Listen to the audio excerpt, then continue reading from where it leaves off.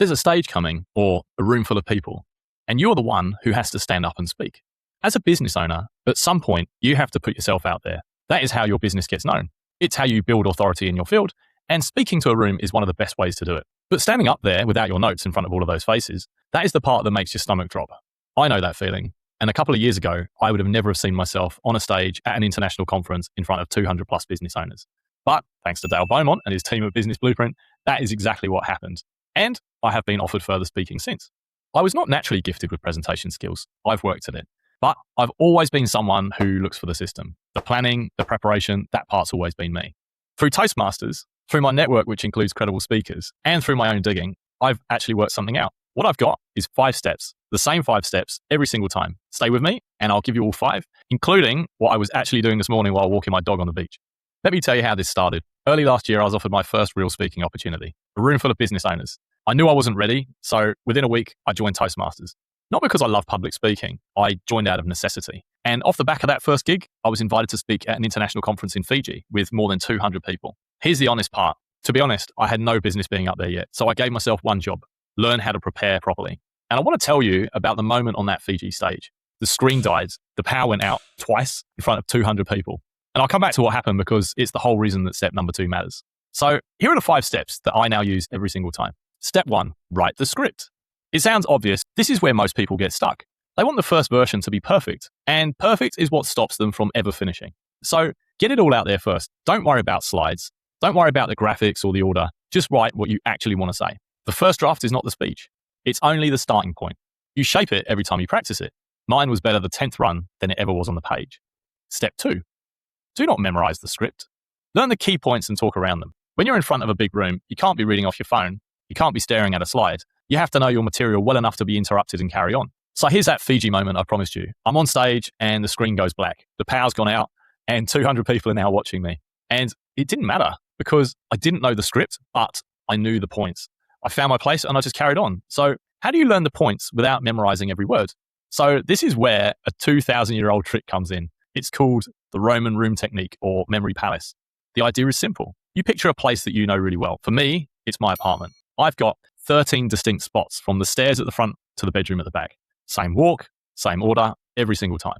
Then you take your speech and you break it into pictures. 1 picture for each spot. Let me give you a real example. I recently gave a short speech about what actually makes us happier.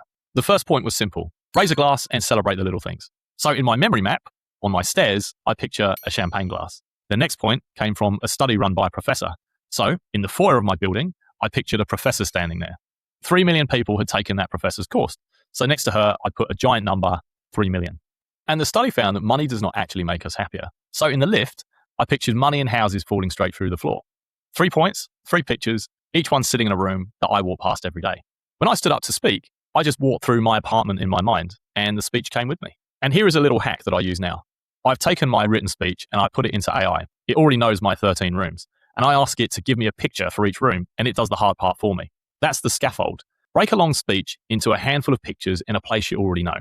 Step 3, do the reps. The best story I've got for this is a friend of mine, Omar Zenhom. He hosts the $100 MBA show. It's one of the top business shows in the world with more than 200 million downloads. And he is on stage a lot. And when he's got a big talk, he practices it 27 times. 27! He knows it so well that you could stop him anywhere and he'll know exactly where to pick it up. I must admit, I didn't hit 27 for my talk, but I got close. Think about your favorite song. For me, that will be a song by the Red Hot Chili Peppers. But your song?